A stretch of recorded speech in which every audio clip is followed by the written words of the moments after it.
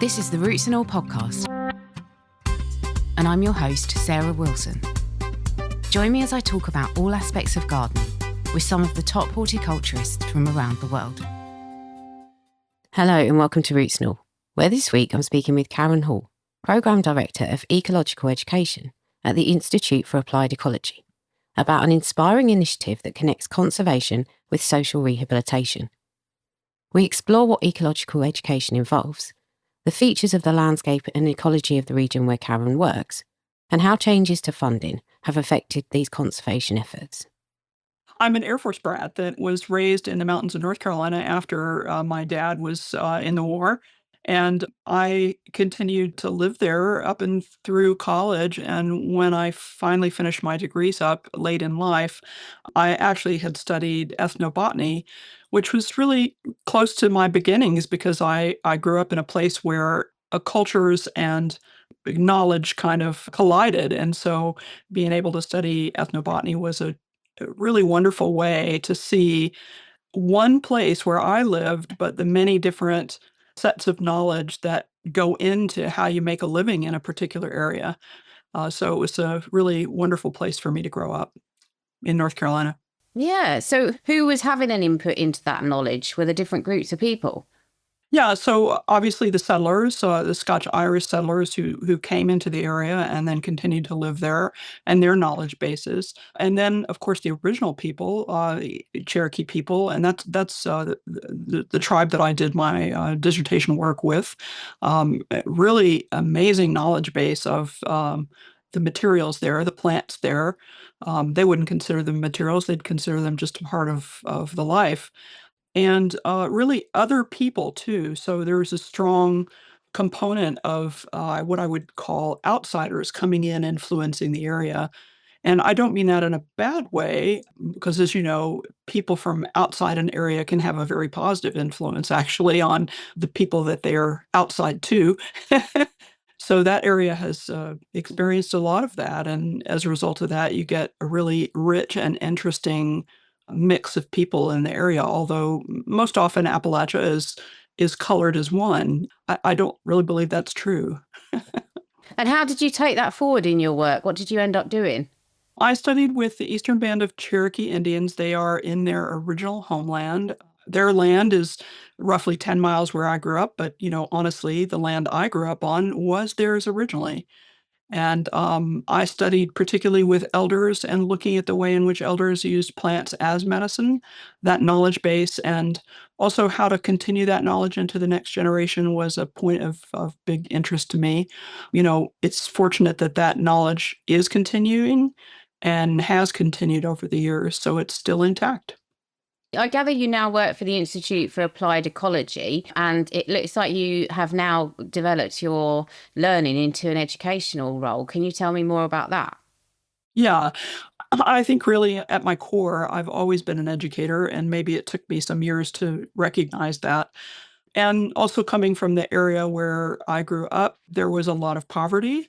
Therefore, also what goes along with poverty often, which is a lack of education. And so for me, stepping into that role was just a natural thing. And so with the Institute for Applied Ecology in 2021, I took over the role of the program director for the Ecological Education Department. And at that time, we were working in prisons. We were working with children. We were working with juvenile detention facilities, youth. And I really thought it was a terrific program. And so I took the reins and we continued to grow that effort. And is that institutions across the state or was that across the US? The Institute for Applied Ecology is a nonprofit. And so we actually have two locations, one in Corvallis, Oregon, and the other in Santa Fe, New Mexico. And we work really throughout the American West. So our work in prisons spanned 9, 10 prisons and 4 or 5 states. So a very big project. And within that, I gather you had funding for some ecological work around the site. Am I right in thinking it's the sites around where the prisons are based? Yes, we have relationships with the Bureau of Land Management, which is a U.S. federal agency, and the prisons most often are located within sagebrush steppe habitat. And we would work with the BLM agents, and the BLM agents would tell us which sagebrush plants they wanted us to grow or what other plants they wanted us to grow. We would grow them, and then they would go out in the areas that are around the prison. Now, not directly around the prison, but generally. We have a big giant map that shows the many plants we've put out over the years. We've grown over 3.8 million sagebrush plants in the time since the program began in 2014. Okay, and can you just explain what the BLM agents are? Yeah, so the Department of Interior is one of the big key agencies in the U.S. government, and Bureau of Land Management is one of them. And in the American West, BLM actually owns a lot of land. So they manage land on behalf of the public. And you might wonder, well, why are they managing all of this land for the public? And really, it is for range. It is for any other natural resources that might be utilized by the public. And so, it's seen as a common good, essentially. And so BLM's task is to manage that landscape. And they've most recently been concerned with restoration because there is a decline in sagebrush steppe habitat due to, human pressure. Some of that pressure is natural because it does come from fire. But the reason the fires are able to spread is because humans have introduced invasive plants that are highly flammable. And so BLM restores that land in order to make sure that it's still healthy and still functioning as an ecosystem. And that land, the sort of end goal for it, is that to be used for recreation purposes, or is it more of it's managed for people, but it's also managed for conservation for other species? It is a multi-purpose use. So rangelands in the West are often used for, grazing cattle, but also recreation and also, frankly, for functioning ecosystems. And what BLM recognized is the need for all of this restoration of these lands that are impacted so negatively. And so what they began doing is putting together seed sources to try to restore the land because there is not a market in native seeds. There are plenty of markets for seeds for things like food crops, but not for native plants that are in sagebrush steppe habitat or, gosh, most other habitats in the U.S. And so BLM really started putting its effort toward getting seeds and also, in our case, plugs to directly be able to benefit restoration. And how much of a land area are we talking about here? Well, sagebrush steppe habitat encompasses about 10 states, I would say, in the American West. I can't put a finger on the number of acres. I'd have to look that up for you, but it's an enormous landmass. Normally, it occurs in areas of the West called the high desert area, but its span is amazing. So I would say it goes all the way from Canada down into New Mexico. Wow, so a really big, huge amount of land. Mm-hmm. I'm assuming kind of historically this land just wasn't managed maybe correctly, or perhaps it was overlooked and that's why these problems developed. Is that fair to say? I think it is. I think it's a confluence of, being used by people coming into the area and overgrazing, and then planting plants that were fast growing in order to feed the cattle that then escaped, that then became a problem. And then wildfire continued to exacerbate that problem. And also people moving into the West, really, and disturbing habitat that way. It's, I suppose, a kind of a perfect storm of human problems that are exacerbated by climate change. I would say that's probably the biggest piece. Am I right as well in saying, so this is public owned land? Is it also public access land? Can anyone get onto it? More or less, that's true. Yeah, there are some lands where the public doesn't necessarily have access to, but yeah, it is public lands, but it's also private lands. There's quite a number of really, really large ranches in the American West that are privately owned. And while BLM does work some with private landowners, there are other federal agencies that also work with private landowners. And we actually have contracted with other nonprofit groups that work with private landowners for some of the sagebrush. And in terms of the habitat itself, I'm guessing it's got a very specific biodiversity attached to it. And, can you maybe talk about the plants and the animals that might call it home? Sure.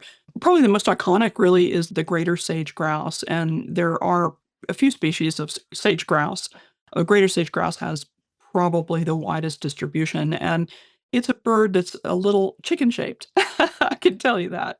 And it has an amazing mating dance where the chest of this bird blows out really large and it fluffs its wings really rapidly in an attempt to attract mates. It organizes around a set of sagebrush steppe that people call leks, L-E-K. And a lek is simply a breeding area where many males of this greater sage-grouse gather along with the females to mate. And then the species proliferates. So sagebrush, the plant itself, is really the keystone plant of the particular habitat. And around that plant, over 350 species depend on it for life. It's very unusual because it has a very long set of roots and it can mine the very deep layers of soil for water. And it brings that water up to the surface for other plants, in addition to bringing it up for itself, of course. It provides shade, it provides food, is a part of the greater sage grouse's whole life cycle, from dependence by the chicks on it, as the parents are foraging and the chicks are foraging for bugs that are around the sagebrush plant. But also there are many, many other animals that are dependent on that particular species. I guess there's a cultural element. I was thinking when you were talking about the proliferation of fires and things like that, obviously this habitat provides ecosystem services, but it's much deeper than that, isn't it? It's not just about, oh, these things happen and they inconvenience us. It's about, this is a legacy landscape that has cultural significance to the people who, originally were on it. How much have they been involved in the conservation of it? Or I suppose at the mercy of all the actions that have been brought down on this habitat and have caused it to diminish? I mean, it's important to put them forefront, really. Well, as you know, there are tribes really that extend the extent of sagebrush steppe habitat. And those tribes have been historically and currently involved in the restoration of sagebrush steppe habitat as well. We've worked particularly with BLM agents who are also Native Americans who are interested in restoring sagebrush.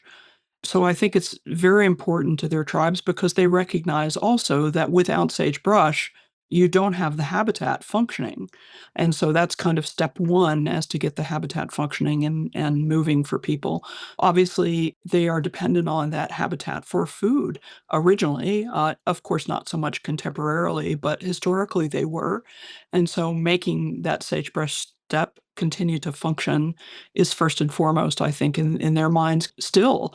And partly that's for philosophical reasons and cultural reasons because they recognize at least that a functioning habitat provides life overall.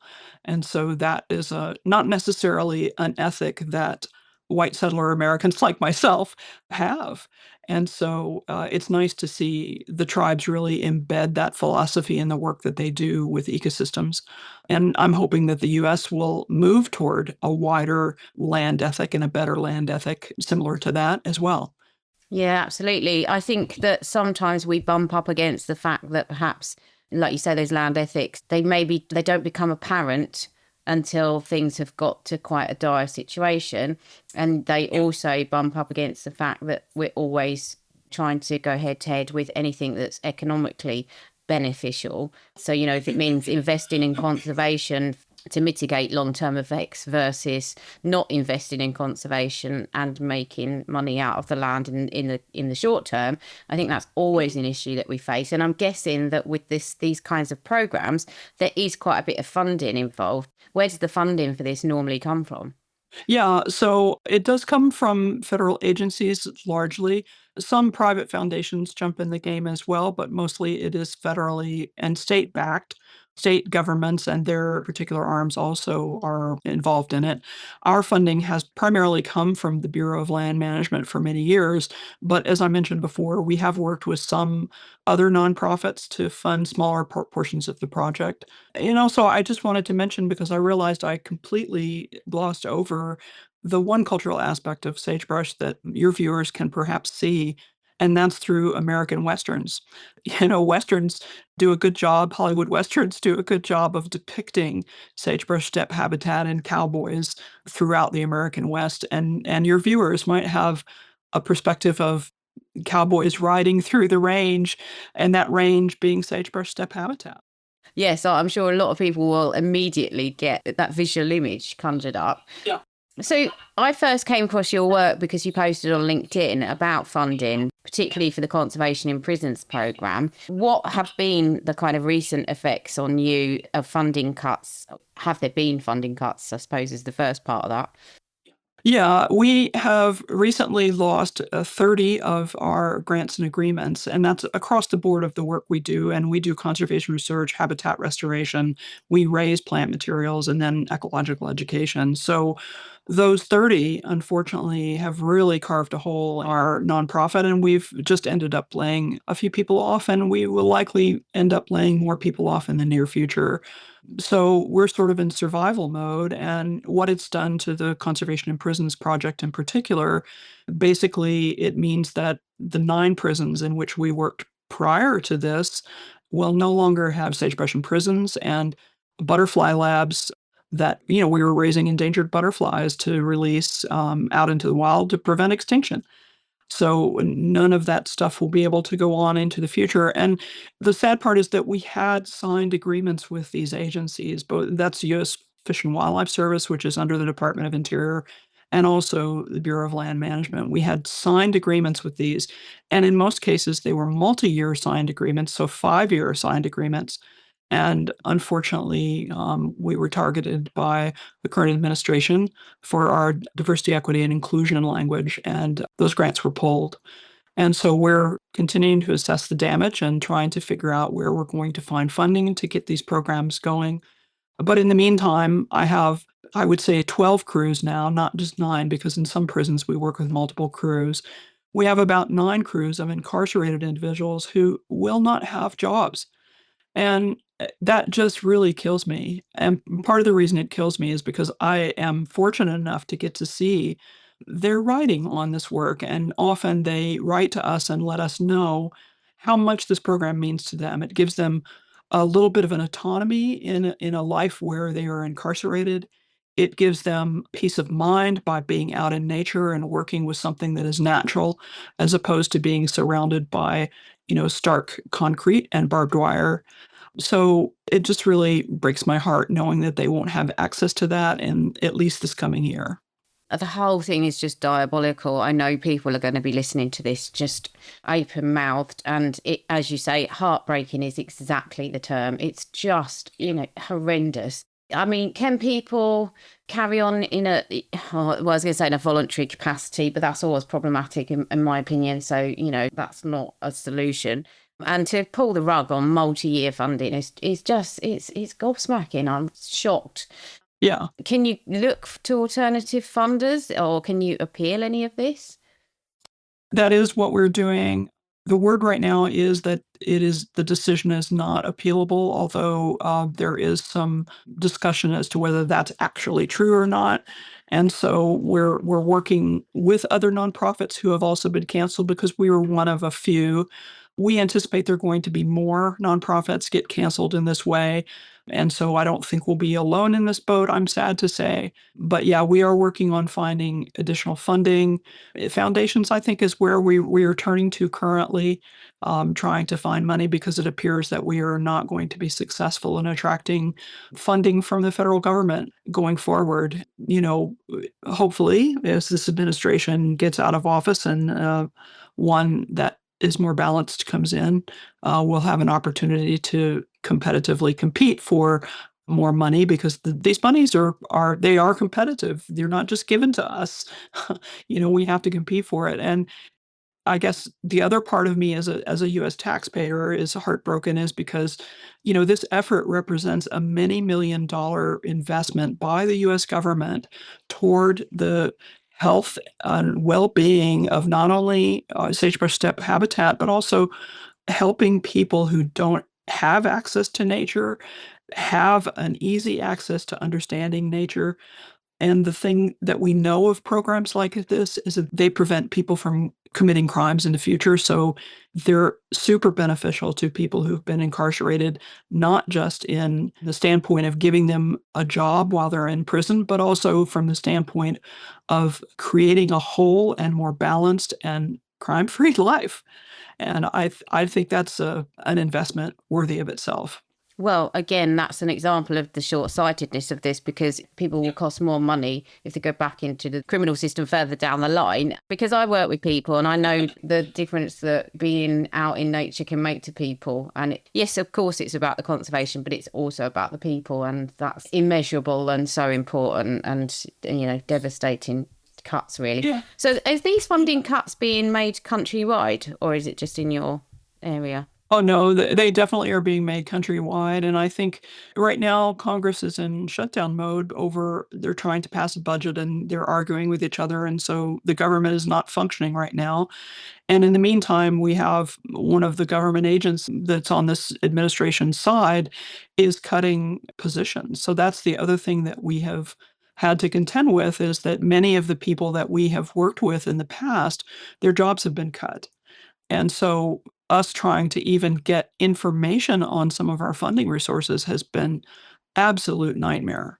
Our normal pathways for accessing the U.S. system, for finding out about our money, for getting reimbursed for the work that we have already done has been compromised by, this wholesale firing of federal employees. So it's heartbreaking in so many facets. We just can't move fast enough through this administration, in my opinion. I suspect that a lot of people listening will agree with you from across the pond. I have to say, it's no consolation, but to be honest with you, even our Labour government, who we all pinned our hopes on, have really not done very much, and in fact done a lot of stuff that's very detrimental. So it seems to be a global malaise with politicians, and the fact that money talks always.